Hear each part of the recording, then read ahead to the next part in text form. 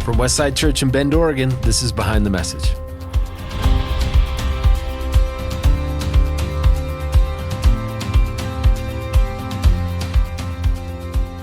In this podcast, we take you behind what we teach here at Westside. I'm Ben Fleming. And I'm Evan Earwicker. Welcome back to another episode as we talk through the Advent season. How's it going, Ben?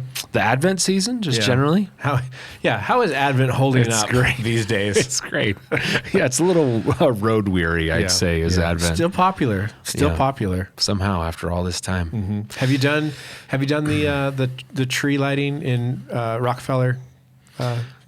No. Funny story, though. Over Thanksgiving, accidentally attended the Seattle Christmas tree lighting. Oh, like you just walked into it? Yeah. We were there, and we were exploring down by the waterfront-ish, and then we were taking the train from Westlake Station back to Linwood.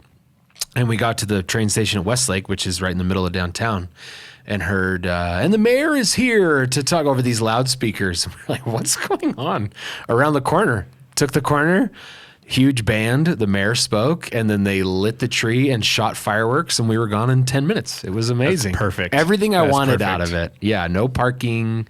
We didn't hang out for an hour. It was magic. I always think about the kind of, when a tree lighting happens, it's kind of lets you down a little bit because they just turn on. There's no build up to it. Fireworks, they get shot off, and then you hear, you see the little psst, and then a lot of payoff there, right? It's so exciting. Yeah, so they lit the tree, and then they had a series of lights that went up to this Star of Bethlehem light. See, so they're addressing the same issue that I'm bringing up. And then, all the fireworks. It was pretty great. That's cool. They did a really good job. And then they threw paper from the tall buildings to make you feel like it was snowing for 30 seconds. Like confetti style or confetti style. Yeah. No, sheets of paper. Reams of paper were thrown. The 8x12. Is it 8x12? Is that how big? Reams in the wrapper. Just like bricks. Merry Christmas. How to ensure we never have a tree lighting again. Yeah, you're right, though. I've never really been excited about a tree. We go to the Sun River one a lot. Yeah. I'm sure you've been to that one. Yeah. A few times. It used to be the lodge lighting, which was kind of fantastic because they had so many. Yeah. And I think there's too much risk in that not working, so they don't do that now. They just light a tree. They don't put themselves out there. They don't. Yeah. Really, someone should encourage them. So we do a tree light in downtown Bend, by the Commons, right? Anybody do this? I haven't been to the one in Bend. No. But there is one. Yeah. We don't go. But yeah. Lindsay hasn't been either. No. There's one in Northwest Crossing too. Is there? Yeah. A lot of tree lightings. Especially for what we're saying is really not that fun of an activity. So good job, everybody. Advent's holding up. Yeah. That's the long story short. And here we are 3 minutes later, still talking about tree lightings. That's right. No, it's good. We can talk about part 2, which you spoke, Evan, in our Advent series, The Anticipated Christ, based on, not really based on, but we are pulling from Brian Zahn's book, The Anticipated Christ. Yeah. That we both love him as an author and love the material. Evan, you did something this week that I'm really curious about. So to have all these weeks of Advent, of course, is traditional. It's beautiful. And as teachers who do it every year, we kind of have to continue to find ways to make it feel alive. Maybe sometimes we make it feel alive a little bit more for ourselves because nobody cares quite as much as we do. And we're reliving the material so closely. But what you did, and it didn't feel gimmicky, it actually felt really informative and historical and kind of deep in the story, was you did bring in stories like Job and Joseph. Can you describe a decision to do that? I mean, outside of course it fits, but was that for you we really got to breathe some life into this? Or, I'll leave it to you. What inspired that? Yeah, totally. There's a risk too when trying to involve too many narratives in a single 25-minute message, that it'll come off disjointed or scattershot or something, which there's a risk there. But I think specifically with teaching on the Incarnation and Christmas, it's so familiar. We all will tune out so quickly, not because the material is, unexciting. I mean, it's at the heart of our faith, right? But it's so familiar. And so, excuse me, you can only read Isaiah 7 followed by Isaiah 9 followed by Luke chapter 2 in repetition so many times before people are like, I've heard this so many times. And so for this week's message, I just felt like, how can we illuminate what Jesus came to do? His coming is often where we focus most of our attention around Christmas.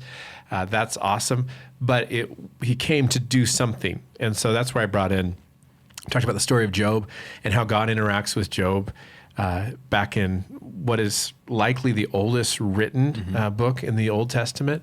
And God has this very interesting respect for Job, and yet he challenges Job. And it's a very distant interaction between God and Job. And contrasting that with Mark chapter, what was it? In the book of Mark. Yeah, right. I think it's chapter 1. Mark chapter 1, where Jesus encounters this leper. And the leper is expecting distance. And instead, Jesus says, I want to heal you. I want to do that.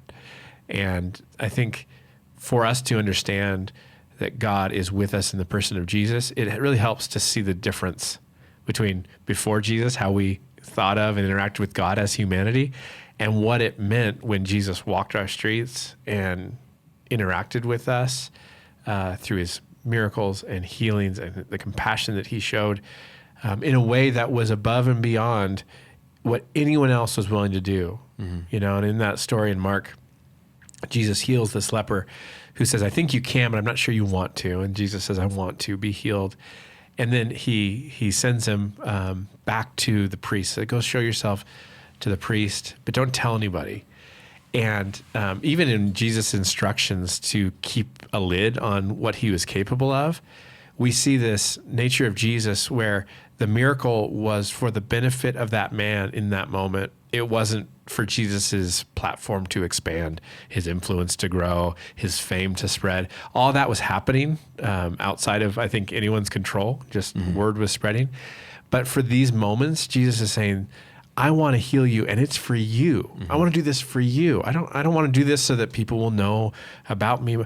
You keep that quiet. This is so that you might know that you're seen and loved by God. And I think these are the things that are really the heart of the Christmas story, and that sometimes we miss if people gloss over because they feel too familiar. Yeah, that's good. And it makes sense the leper would feel in such a way, right? If there was any knowledge of the story of God up to that point with what they had written, what they had learned, Job being a great example. God is kind of defined by distance, right? And then any closeness is actually defined by death or being too close. The glory of God with Moses, you can't see, you can't look. And I bet it would be startling for someone like the leper to then be healed and have this moment of, maybe this is the God that we've been talking about. Maybe this is the Messiah. But yeah, of course it makes sense to not feel that way necessarily because, well, of course it couldn't be because our God is meant to be distant. And so the adjustment, every once in a while in the Christmas story, I try to empathize with the people that were very anti-Jesus and think, would I have been like them? Would I have thought that way? Because yeah, of course this baby in Bethlehem could not be it, because the God that I know that is all powerful, that brought our fathers through all these things, is a distant one. And actually I'm doing the math and saying this can't be true. And I think there's a correlation to the journey that we have as well. God can't be that close to us. It can't possibly be true. Right. But it is, and it takes some adjustment. Yeah. And that adjustment, I think, is what John is writing to in John chapter 1, where he's alluding to God's presence in the book of Exodus with Moses. And he's reintroducing a lot of those themes about seeing the glory of God. But whereas Moses saw the glory of God and had to put a veil on his face, now John says we've seen his glory up close, you know? And so we have this comparison of we have seen the same God, and yet the experience is completely different now because of Jesus. And that's all well and good. I think if you're in the first century and you've been raised on the Mosaic law, you know, and you've gone to synagogue your whole life, in the modern day, like, what do you think the application is? What does this matter to the average American person growing up or grown up, you know, in the 20th, 21st century? What does that mean or matter? Like, yeah, what's the reference point that this even has any kind of impact on us? What do you think? Yeah, I mean, so then it creates a conversation that we need to understand the Holy Spirit and the presence of God with us continued, right? Even more. So what is the Holy Spirit? What is the person of the Holy Spirit? How do we interact with that? And and how comfortable can we get? So that's the funnest part about watching the disciples interact with Jesus over the course of really just a handful of years is it's not, even though they made big faith moves to drop their nets and to leave their previous lives behind and to follow after Jesus, you see all these markers along the way of like, oh, is he really God? Is he with us? And that's our lives too, is this, okay, I'm going to put my faith in God. I'm going to walk in this direction. And then it's a lot of stopping along the way and going, I'm not sure he's still here, or that was him in the first place, right? Which actually makes me feel really comfortable and kind of tied into the writers of the Old Testament and the people that sought after God in those places, as well as the New Testament, because a lot of the story of God is a story about people being really sure and then unsure and then backtracking and then finding the way of God and then building idols. And it's comforting and distressing to see in our modern day American culture, we're doing similar things a lot of times in our lives, which means it's part of the human condition.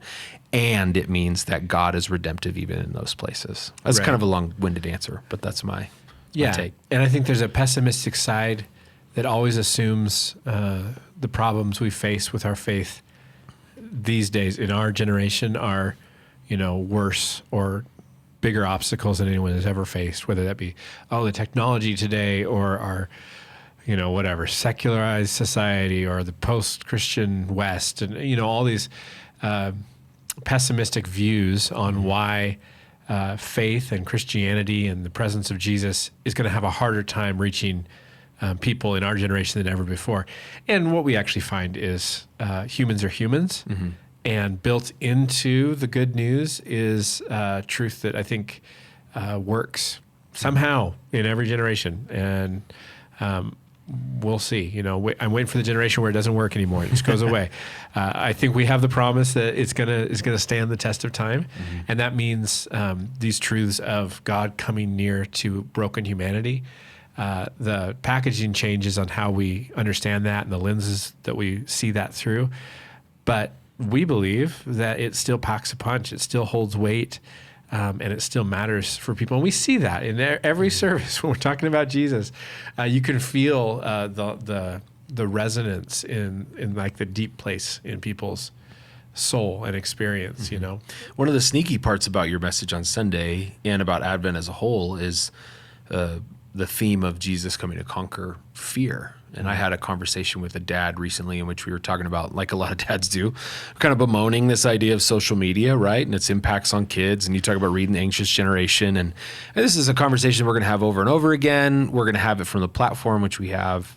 We're going to have it with our kids, our families. And the more we talked about it, of course, I arrived at, we're not really talking about social media. We're talking about fear, right? And that's what insecurity is. That's bred through our viewing everyone else's lives through these filters, is that we are missing something that everyone else has latched onto, that we aren't as good looking, that we aren't whatever. And it's fear. It's the same thing that people in these ancient times are dealing with. And of course, Jesus came or the angels came and spoke to the shepherds and said, don't be afraid. And God came to Mary, an angel came to Mary. I'm mixing up all these heavenly characters in this one phrase, but an angel comes to Mary and says, well, don't be afraid. And then of course, at the end of Jesus' life and his resurrection, this do not be afraid thing. And what a beautiful thing that I think can get lost in Advent a little bit. But through these stories that you brought up and mining out these different places, Isaiah is speaking to an entire nation of people that are deeply afraid that they have been completely disconnected from God. And I think maybe that's the better answer to your question. This is the tie that binds, is we are still a fearful people, afraid that we've missed out on something or we've been left behind. And this is our yearly reminder that we haven't. Yeah, and fear sells. I mean, fear is a powerful motivator. That's why it sticks around, yeah? And to make fear, with JFK, and the only thing we have to FDR, the only thing we have to fear is fear itself. Is God, angels, FDR. Yes, one of them.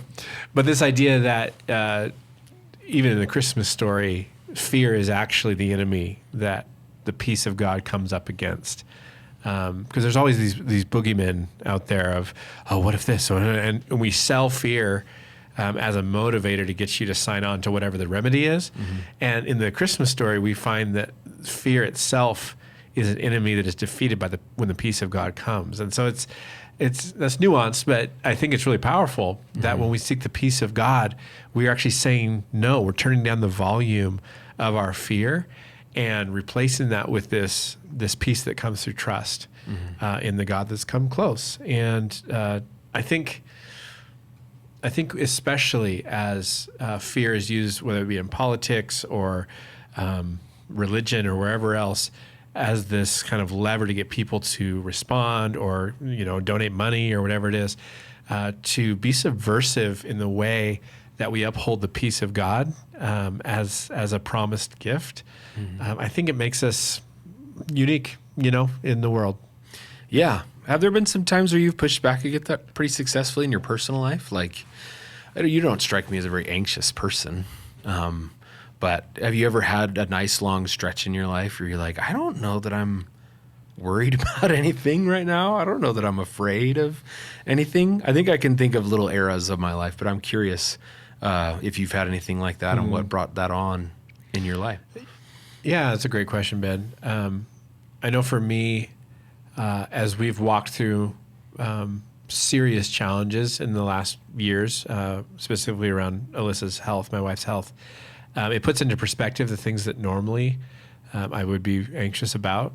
And so I think that's a really natural way to realize that the things I'd normally be freaking out about, like in the grand scheme, they don't really matter. So it's actually been a helpful thing. And then you have to really wrestle with the big anxieties, the big questions around future and health and all these things. And that's where I felt a real supernatural peace, I think, come. Because those are things that you can't just be like, oh, it's no big deal. This disease is whatever. It's fine. No, it's not fine. And it's not a small deal. It's a big, huge deal. Yeah. And so to be non-anxious around the big rocks, I think does take a work of the Holy Spirit and grace. And I'm grateful every day for that allows us to feel at peace. I think the side effect of that is you're just worried less about the little stuff that life throws at you. Yeah. Great. So the remedy is, just kidding. Yeah. Right. Get a difficult diagnosis that you have to walk through with your spouse. Yeah, of course, that's not it, right? But I think what you're describing, and that helped get you there, is this feeling that you're not in control of everything, right? Which leads to its own anxiety, but if handled well, that actually can be the remedy for anxiety. That this is ultimately up to God, and there's a lot of comfort in that. Yeah. And then some of the practices that help us get there. And I think I referenced this a little bit when I hosted this last Sunday. Christmas at its best can slow you down and help you acknowledge your environment around you to, I like using the word magic around this time of year, but to kind of feel that magic moment, to hear the voice of the Holy Spirit, to slow down enough to watch the twinkle lights. And I hope that this Advent season, through teachings that we have here at Westside or time with family or whatever it might be, that is a perspective that comes in. Again, God with us means ultimately that we're not in control, that God will pull every lever necessary, including coming down and putting skin on and walking among us and dying on a cross. And there's something that should bring perspective in the middle of all that. It just takes a lot to slow down and to listen to it, right? It's funny that stopping and acknowledging the twinkle lights or the candle at the candlelight service that we're going to have stands juxtaposed to you got to hurry up and buy all the stuff and have the most beautiful thing and make sure your travel is going on time. And so it's funny how even in this place that's supposed to slow us down, Jesus was born into a quiet place. It's kind of a noisy season, right? Yeah. How do you handle, you're a busy guy, your family runs at a pace that even our family was like, no, we need at least a few nights at home every week. And you have just such a full schedule of sports and kids and work. And how does that fit into this, this call to like slow down? How do you slow down? Because I feel like my natural pace is a little bit chiller than maybe yours is. How do you keep life going and all the obligations that you have and all the sports your kids play and all that? How do you find those moments of peace in the middle of all that? Yeah, I still have to have the regimented moments. We've talked about my walks that I go on, and that's a very important thing to me. Having a dog was really important. I read somewhere that, I think it was about fitness, but it was like people that have dogs are healthier because they blah, blah, blah. And I was like, I need an obligation to make sure that I keep moving every day. And that turned from something that's like, this is good exercise, into this is actually a spiritual moment for me. That, yeah, it's me and the dog, and it's quiet, and it's no headphones, and it's, you really experience the seasons that way too, which I've actually come to really appreciate. These hot, sweaty walks in the summer, and then these ones where you have to bundle up and you feel the chill on your face. God speaks to me through those things. There's a real comforting, and maybe it's just because it's on front of mind, but it is like this reminder as the seasons change for me that God is in control, that the world keeps spinning, and it's not because of my own effort, it's because of the greatness and the glory of God. But there is like, you're tapping into a conversation that I have with myself all the time, that is like all at once me trying to be a good dad and tapping into my deepest insecurities. And I have a son that loves sports. I would say my experience with sports was fun, and I still am like, I feel like I missed out on like 40% of the experience from a tiny town, the resources and the coaching and the teams and whatever. And I don't know if you have this with your kids, but there is this like, and it's so typical of like, I want him to have everything I didn't have. and I think he's better than me, and all this stuff. And so I am weighing that thing that exists in a lot of us, of like, I want to provide something beautiful for my kids. And I think I can honestly say, if that was sports or art or whatever it's going to be, I would go out of my way to create that for them. To weigh that up against teaching them and myself that there's a healthy way to go about all this, and to go breakneck into every single interest or passion just because you can isn't necessary. But we're all prone to that, because I find myself, you look at me and say, man, you guys are busy and this is all, and then I'm looking at the next group that's traveling to Seattle for practices, you know what I mean? And I'm going, wow, how did we get here? And it's fear for me. It is. I could see myself doing all kinds of ridiculous things because of fear that my kids are not going to get opportunities that I always wish I had, or because I feel I don't want to miss out on what everybody else is doing. And that might be the Christmas thing more than anything. We resign ourselves to a certain pace because everybody else is running at that one. Yeah, the FOMO is real. Yeah. Yeah. So, and maybe what keeps me from being quite as busy is, at some level, maybe a lack of some of that fear of missing out. I tend, personality-wise, just to be like, I'm good, I'm fine. And that keeps me, I think, from being overly busy, but it also, I think, will keep me from probably some relationships and environments. So I almost have to push myself into extra environments, right? Just to make sure I'm still connecting and I'm still reaching out. I'm still meeting new people and having new experiences, because I'll tend to kind of just get on autopilot, you know, and years will go by like, man, what happened? Like, it went too quick. Okay, well, let's slow it down. Let's have some new experiences and meet some new people. It's funny because I see people like you and I go, man, they're so wise. Look at them. Look at how like quiet they are. Yeah. And they don't have to rush. They don't, what is it, twirl or spin? Is that how Jesus describes the flowers? They don't twirl or spin. And I feel like I twirl and spin all the time. I'm just a daisy in the field. Yeah, that's right. Yeah, whatever. So speaking of peace and anxiety, yesterday in our first service, we had some technical issues. So this is kind of funny because it's the candle of peace, right? So was it really? Yeah. So Pastor Candace goes up onto the stage to light the candle of peace. And what was it? Something was wrong with the lighter. It was tricky. It was a tricky lighter. Mm-hmm. So it's like, welcome to the service of peace. The lighter doesn't work. Our audio on the video didn't work. And then because of that, I was supposed to come up and preach, but there was supposed to be a video there. So you get stuck on stage, like filling time, wondering where I'm at, while I'm upstairs trying to help our tech team with Justin, who's in the room, who actually had the right idea. I was, I think, hurting the efforts upstairs. But I hear you from the booth upstairs basically being like, and at some point, Evan's going to come down or come out here, I hope. And so started the message first service yesterday, probably the most stressed I've been, in Breathing a long hard. time. And it's like, shouldn't have run downstairs. God is with us. Isn't that great?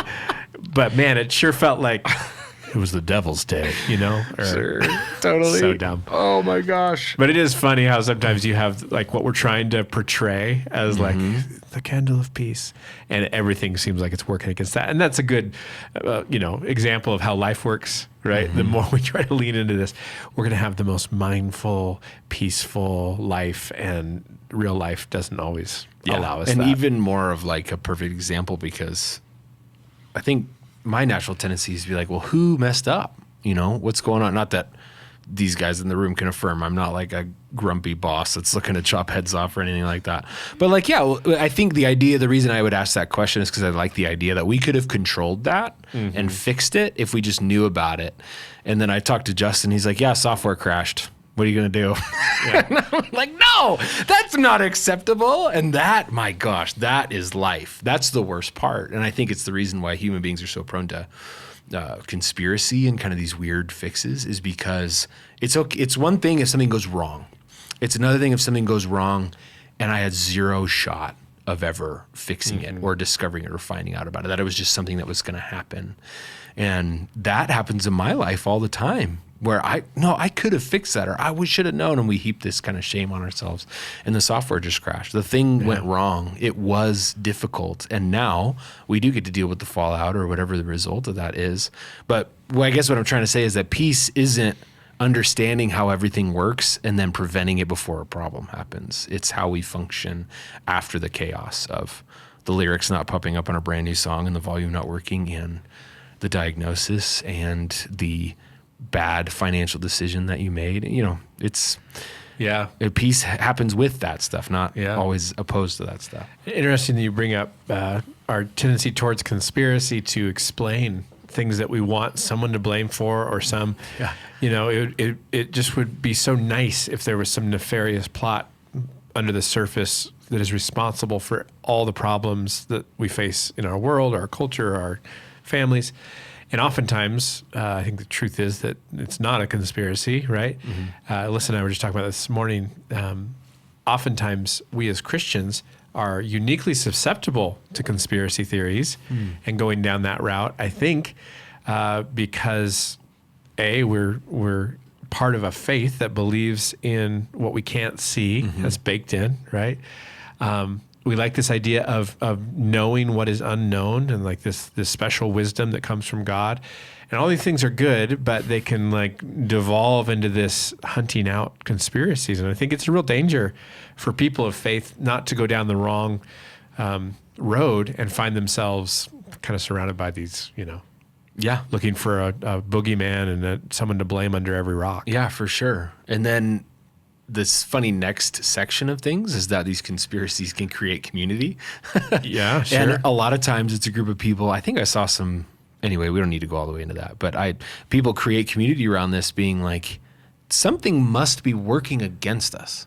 It can't be that I just ended up here, right? Something's actively against me. Otherwise I would be the cool kid or the rich person or the successful, whatever. I wouldn't have lost that job. I wouldn't have, but something is going against me. And it's a lot more comforting to feel that. Either that I can fix something or that something's actively against me. And this isn't how it just happens. But I do think things happen sometimes. And I don't know, maybe it's something God is giving us to handle, or maybe it's, I gotta be honest, I don't know how or when all that stuff works. And I don't know that we're called to know all of it. I think it's the peace, to bring it back, is we're called to the peace that happens in all of the circumstances and not necessarily to the answers to all of our theories. Right. Yeah. And there's very real, Ephesians 6, our wrestle is against principalities and powers. There's aspects to this idea that we do have an enemy. I mean, that is right there in the text. I think the problem is when we try to apply that us and them mentality against other people and say, well, they are the enemy, that it starts to take on this really dark thing where you have communities that turn into really cults, right? Of just looking for an enemy wherever they can find it. And then once they identify that, can be pretty dark. And so I think we have a responsibility when we talk about the peace of God and the peace that he brings, is to correctly identify who the enemy is and not allow us to point fingers at others and say, well, they are the problem. We're going to go after them. The peace of God comes to remind us that, God so loved the whole world. That's why he came. That's the incarnation is Jesus coming to save the whole world. And so part of that is to realize other groups of people are not my spiritual enemy. They're people that Jesus loved. And you've talked about that we're all in the image of God, right? Yeah, Jesus came, and this arrival that we're talking about right now is significant of the conquering of sin and death, and not a certain government or a certain group of people, which is such a tough thing, again, for us to wrap our minds around because we can't see into that. And so it's preferable to say, no, these are evil people, instead of this is an evil thing that has been done, or even to see the evil in our own hearts and minds, right? And maybe it's just, I'm starting to believe, for me, reflection is the biggest thing that's a part of this season. And between some of our vacations and then just some of the more poignant moments that we get to receive from, I don't know about you guys, but the candle lighting with Silent Night at the end of our Christmas Eve service is something that I've done how many years in a row in my life. Makes me cry at half of our services, at least, and especially when I'm with my kids. There's so many moments that are built into what we do that should slow us down into this reflective place. And I think that's where peace comes from. That's where that perspective that you said you got from a really difficult circumstance with Alyssa comes from. It's that slowing down and that pulling back and allowing God to do his thing. And I think for me, as I've gotten older, I tend to kind of callous over on how sensitive I am to, those moments of beauty or being deeply moved by in spiritual spaces and family spaces. And that's something I got to wrestle with. I don't want to be grow old in the way that I'm no longer able to feel and experience God's presence around me or the beauty of family or whatever that may be. I think that's a danger for everybody, right? That we all have to grow old in age, but we don't have to grow old in the way that we experience these moments. The danger for us on Christmas Eve. How many years have all of us collectively been working on Christmas Eve deep into the night, right? Yeah. We see that evening a little bit different than most. After 6 services with overflows, you're like, oh, it's magical. Silent night, holy night, all is calm, let's go. By about the third, all you're thinking about is the wax dripping onto the floor. You're not thinking about the beauty of the candle anymore. You guys, everybody that's listening, the amount of time we spend talking about wax before and after Christmas Eve services is an embarrassing number. As somebody that works with facilities, I guess it's probably me more than anybody else. Don't flick your candles right after you blow them out. Don't be doing that. You're going to rain wax everywhere. Yeah, I think of the mess my kids will make with just, a candle or 2 candles at the dinner table in a single night. You multiply that by several thousand people, that's a lot of wax in a small space. And we don't give kids candles, but the parents just hand them right over. They take the candles. They trade the candy cane for the candles. Yeah, they do. How about you, Lindsay? Christmas Eve, magical still? You're one of the busiest people on December 24th. If I'm being honest, Christmas Eve is not magical, but Christmas Day is. Christmas Day is very magical. Christmas Eve is a work day, if I'm being honest, and there are magical moments for sure. The candle lighting during services, seeing families together, that's really beautiful. Seeing my kids in the congregation with their dad, my husband, very magical. But I think that's okay. I think it can look different for everyone, and I think the season is still very magical, and I enjoy being a part of the magic for other people. But for me, it happens a little differently just because of the nature of my job. Yeah. And that's probably true every week for us who, run these services and minister in these services. Staying present in that in a way that we're experiencing it in real time, I think is a challenge because after how many decades of leading and pastoring and leading worship and all this, to try to genuinely connect in those moments can be challenging because we can just lead. We don't need to be like emotionally present to do this. Sure. But I think I know for me, when I take the time to enter into a service really prayerfully, to actually experience the worship and worship along with the congregation rather than just being like in the room and just thinking through the next moments or whatever. I don't know. It feels like time well spent to try to just be there with the church, experience it. But it's a challenge because we also have a job to do. And like, we can't just close our eyes and forget where we're at. And like, somebody going to preach today? Somebody going to lead worship? Well, the flip side of that is I think of myself and I think of Steve Mickle, who our response when we feel something, when we feel the presence of God, when we feel a move of the Holy Spirit is immediate emotion. I'm speaking for Steve. I think he would agree with me. But for me especially. We speak for Steve all the time. I cannot sing and cry. Like, you guys don't want to hear that. Yeah. It sounds awful. And so I have to be aware there's a balance. Like, it would be very easy for me to engage in worship. But by doing that, I honestly believe I'm failing to lead. So it's a line to walk where, yes, of course, we're worshiping the Lord while we're singing these songs. But I have to remember, I'm a pastor in that moment and consider the congregation and walk that line. And there are times I lose it, and there have been times I can't get it back. So I have to be really careful navigating that, with our church. And what an honor it is to do this timeless thing. And not only do you think back of all the congregations, people that have gathered on December 24th and celebrated like we're about to celebrate, but you think about the leaders and the pastors and the priests and the clergy that have done so also. And I think for me, there is a feeling of certainly busyness. And we were even talking about timelines today of you and I are each going to preach 10 minutes and we're going to swap sides. One will be in the student center after we speak, and then one will be back in the worship center. And there's a lot of details, but the holiness of somebody had to do this and create the table for people to come and to sit at for the last thousands of years. What a cool thing that we get to be a part of that, and we get to kind of father or mother that. It's a lot like Christmas morning, actually, where you were the kids and you got to come and partake, and you woke up and you ripped open, and then the parenting has its own kind of beauty, but it's in the form of now the cooking and the cleaning and the taking down of the tree after while others are playing with the presents. And there's something that we get to do in that is really sweet and wonderful. It's a different job, but it's a beautiful and worthy job. Yeah, and the work is holy.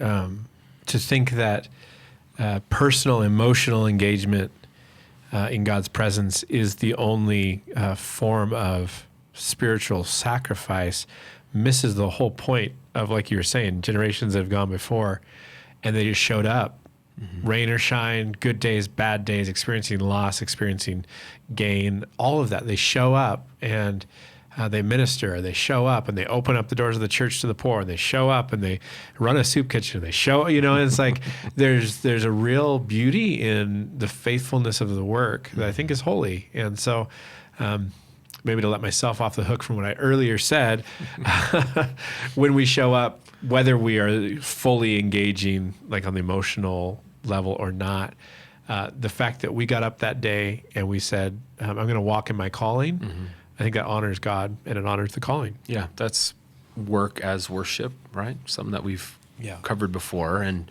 it doesn't always come with the same amount of enthusiasm, and yet the holiness remains. And I was thinking, I don't know why I thought about this morning. I was driving to work, and I thought, my son won't ever really know who Johnny Carson is. The old late night show host who, and then my mind began to wonder, like, for that time, has anyone pound for pound been more famous than that man who was getting the biggest acts, right? And the Beatles coming onto the show, I think, is still one of the most viewed television shows in the history of the world. My son, zero idea. That guy did not die that long ago. It was just a little while, and already a generation away, and I don't even have a connection with him like my father did. And again, I'm trying to practice this thing where that could feel really, really sad to me and make me feel like my life is meaningless and worthless. The other side is we're all doing this, and we're all connecting and keeping this world moving. And for us, it's this church-specific world. And what an honor it is to be a piece of that timeline, to create the table for however many years we will, and to bring out the candles and to light them again. What a cool thing to keep that piece going, even though the memory of it will fade relatively soon, but the tradition will go on. Yeah. I was reading an interview with Ira Glass, host of This American Life, which is Ira Glass. A long-running radio show, but now one of the most popular podcasts in the world. Big deal, huge deal, right? And they were interviewing Ira Glass and asking him about his legacy. Like, do you consider your legacy? Are you thinking about your legacy and how you'll be remembered for all this work you've done? And he was very crass about it, and I won't quote him verbatim, but he was like, forget about legacy. All the work I do is for the living, and it's for right now. He's like, and I will go away, and all this will be likely quickly forgotten, and that's completely fine. And I love that approach too. Sometimes we're so, and he said, if you're Barack Obama, think about your legacy. Like if you're actually a historic figure or a president or whatever, think about your legacy. But for me, we're doing the best we can for right now, and let's leave like how we'll be remembered in somebody else's hands. I think our job in the faith and in ministry, similarly, is stop worrying about how I'm perceived or how my work will continue after I'm done. And let's focus on lifting up the name of Jesus and then ministering to those in front of us now, and let God handle the rest, maybe. Yeah. It's a better approach. Yeah, that's really good. I love that Ira Glass said that. Even more respect. Gosh. But I think in the mental health world, right, they would call it radical acceptance of all things. Like a lot of times that comes up in a conversation about death, or I think in our world more squarely, it's a surrender or an admittance to this greater cloud of witnesses that goes beyond us, which I love. They in Hebrews names the superstars of faith, right? And then it's like, and then just this huge group of people that was also involved, and we get to be a part of that group, and the peace that comes from that. And it really is an incredible and dynamic thing for me personally, that I think maybe I passively worry about my legacy, or I worry about all this kind of stuff. There is a peace that comes with that that's really wonderful. Yeah, and a relief. I think the less centered we are in our own story, the more we can relax, and it takes the pressure off. I think me as my own main character, I'm gonna be super self-conscious and in my head, and how are people gonna think about me and all this, and those are usually the wrong questions. I think the better questions happen when we are, a supporting actor in our own story somehow, and whether we put Christ at the center in our tradition, that is what we do, but also our family and those that we love, that we're others focused. I think all that just makes for a better life. Like, forget about what we ought to do, or morally or ethically what we should do as far as selfishness. And it's just going to make a better life when we're not at the center of our own concern. Yeah. One of the things that was brought up in the political conversation with Josh Butler was that bottom left quadrant, that is the quadrant of identity. And I understand and love a lot of that quadrant. But one of the main pieces, as he phrased it, was, the truth comes from within our own selves individually. And I was like, ooh, nothing scares me more than having to rely on me to do that, to understand my own truth, yikes. Yeah. I can't live that way. The pressure that comes from that. And it turns out I do live in that way sometimes, even if it's passive. Jesus coming to earth eliminates the necessity to rely on my own self for that, which, creates difficult things and frustrations in another way. But the idea that all this relies on me is, that's a daunting and difficult thing that I need to be remembered for all of history as a shining whatever. I love that. I'm doing this for right now, and we're going to minister to the people right in front of my face. Yeah. And I'll be forgotten, and that's great. I think it's probably a good way for a lot of leaders who who still maybe we feel the need to prove ourselves or, build something that will stand the test of time, it's okay. You don't have to do that. Just be faithful and keep showing up. Let the work be worship. I like that. Yeah. And it does stand the test of time, but a lot of times it's in the cloud of witnesses. It's in the broth, Yeah. right? Yeah. It's in the cloud of witnesses. It's all kinds of things go into making this meal, and you can't really pinpoint them after enough time. After it stews long enough, you can't say that's that. Yeah. It's just a part of a bigger thing. Yeah.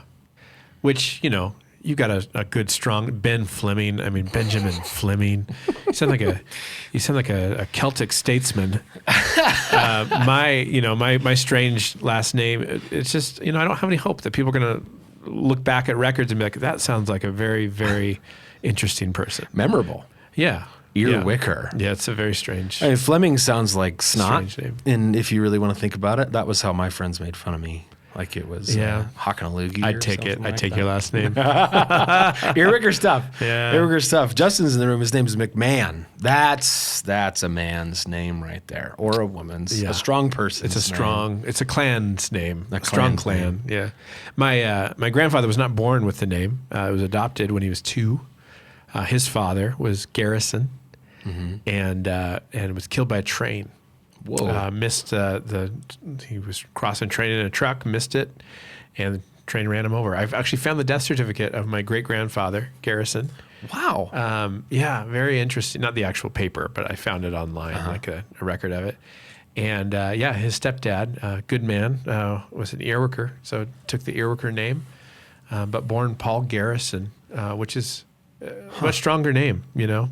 We talked about it over the years of like as a family, like me Being and my a brothers. Garrison. If we just all change our name over, I mean, it's a lot of work though. And now you got kids. Sure. We're too lazy. You should have to done take it before the family kids. name. Yeah, we should have. Any famous earwickers? No, but so Finnegan's Wake, written by James Joyce, which Irish writer. Irish? Yeah. I'm looking at Justin McMahon. James Joyce had a character named Earwicker in Finnegan's Wake, which is a very strange book. It's not even readable, really. Doesn't follow any like norms. Like not readable, like Moby Dick not readable, or like I think worse. Yeah. Yeah. Anyway, but that's the only place it really shows up in like any kind of literature or popular culture ever. Yeah. Yeah. Yeah. We've got Ian Fleming. Yeah. 007. Famously. Yeah. And then Alexander Fleming. Who invented which was, oh my gosh, the penicillin. Yes. Yep. Penicillin. Yep. I was going to say antibiotics. Penicillin. I think God invented antibiotics. Yeah, that's true. That's true. Is penicillin, is that a compound or is that something that was discovered and then like made into medicine? Does it exist in nature? I think so. We lost Lindsay to fact check everything. I don't know. I think it was discovered and Yeah. then turned into medicine. I don't think it's a compound. Okay. I don't know. I don't think this podcast has any danger of becoming a medical podcast. Yeah, I probably don't think not. that's going to be our thing. Yeah, we're a little too stumped. But genealogy, that's next. Next week on Behind the Message. That's amazing. All right. We're going to wrap it up today. If you're still listening, we appreciate you sticking with us on this episode. It's a fun one. We really did go all over the place in some good ways and some funny ways. That's great. We're back for a couple more weeks of Advent as we work our way towards Christmas. We appreciate you listening here at behindthemessage.com, wherever you get your podcasts. And our sermons, of course, are at westsidechurch.org. We hope you're having a wonderful Christmas, and we'll see you next week.